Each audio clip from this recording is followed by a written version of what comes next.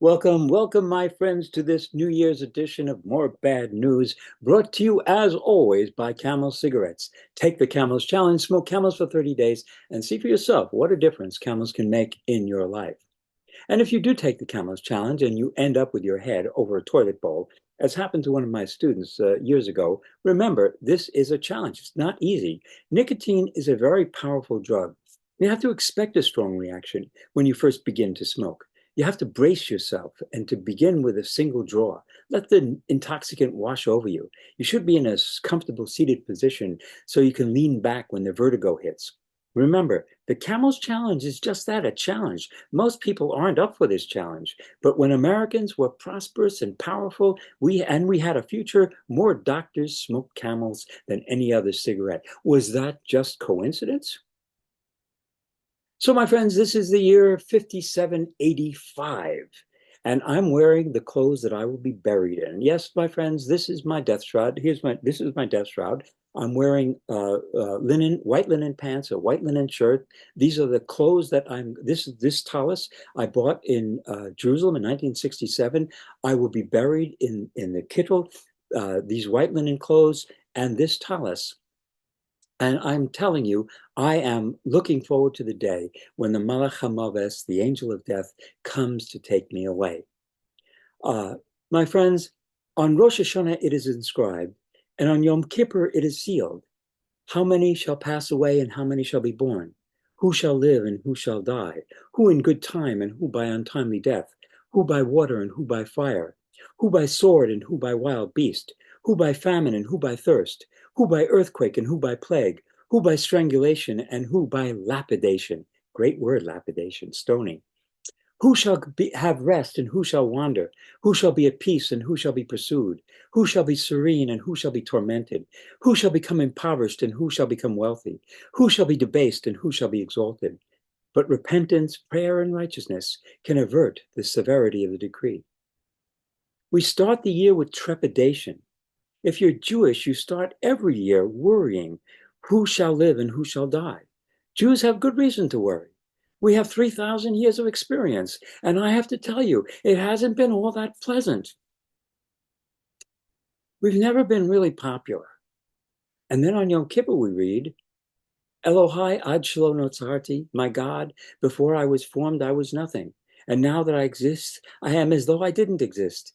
Dust I am in my life, and even more so, and even more so after my death. Behold, I am before you like a vessel filled with shame and humiliation. May it be your will, O Lord, my God and God of my fathers, that I sin no more. And as for the sins that I've committed before you, please purge them away in your abundant mercy, but not through affliction and suffering. That's what Jews call optimism. I'm a miserable piece of shit, but maybe you could cut me a break. And while we like to emphasize God's mercy, throughout our scriptures we are warned, lest you turn your heart aside. For then the Lord's anger will blaze against you, and he will shut up the skies, and there will be no rain, and the land will yield no produce, and you will quickly perish from off the good earth that the Lord has given you. It's not hard to see that we are about to quickly perish from off the good earth that the Lord has given us. Yes, my friends, there is a time for peace and a time for war, and this is a time for war. So last week I mentioned that I come from another planet, and Glenn asked me to elaborate. First of all, I was born on a planet that had more oxygen and less carbon dioxide. When I was a child, I breathed air. Today's kids are breathing air and consuming PFAS and plastics and carbon dioxide. But the most dramatic difference between the planet that I come from and the planet that I live on today is that the planet I was born into had hope. In the 1950s, I listened to Buddy Holly sing about Peggy Sue. All the music was about teenage love. In the 1960s, we were dancing in the streets. All we needed was music, and the music was everywhere. There was swinging and swaying, and the music was playing all across the country, and we were dancing in the streets. If we suffered at all, it was because we were teenagers in love. The planet I grew up on had billions of birds and insects that no longer exist. The planet I come from was filled with life. I was born on a planet where life expectancy was steadily expanding, increasing, and human population was increasing. The planet I was born on no longer exists. And I sit here today in my death shroud, waiting to leave this planet and just hoping that I will be able to be laid to rest in this talus and wear my white linen garments. It occurs to me, my friends, that Trump and the Republicans have a better grasp of reality than the Democrats. Trump is saying our civilization is collapsing and the homeless refugees are coming to eat our pets. In fact, the global rise of homeless refugees is a major sign of the collapse of our civilization. And the homeless refugees from Helene may come yet and eat our pets. Trump says global warming is not a problem. Nuclear is the problem. Once again, Trump is right. We are on the knife edge of nuclear annihilation. Look whose fingers are on the button. Putin, Netanyahu, Kim, Modi, and after November, God help us, Trump. While the Democrats pitch hope, Trump says, close your eyes, click your heels 3 times and say after me, Zig Heil, Zig Heil, Zig Heil, and you won't ever have to vote again. And the most extreme radicals in Israel are proving once again that they were right and the left was wrong. The time to strike Iran is now. We don't want a ceasefire. It's the time to end the threat that Iran poses to Israel.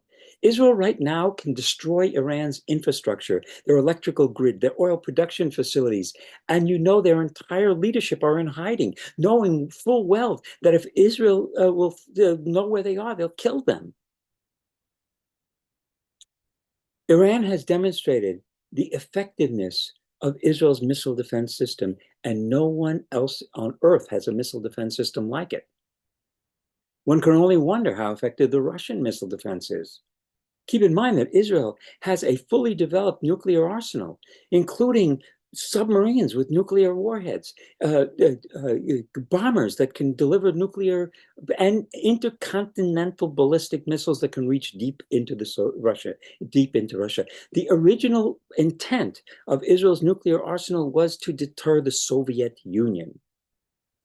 So even if Iran can build a nuclear warhead, the only country they could nuke would be Turkey.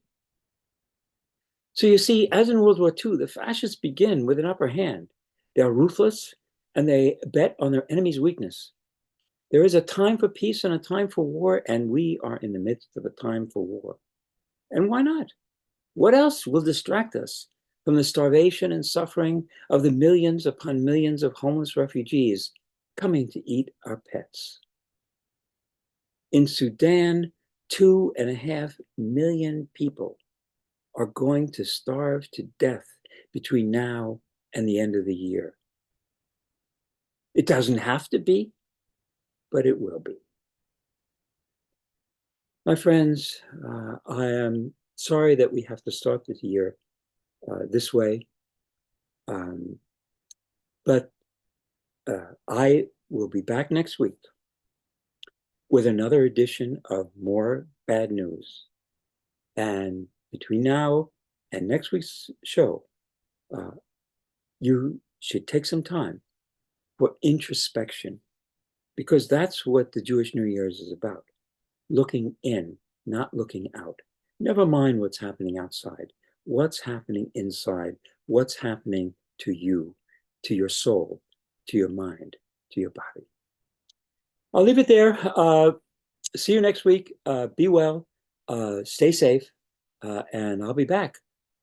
And you can bet with more bad news.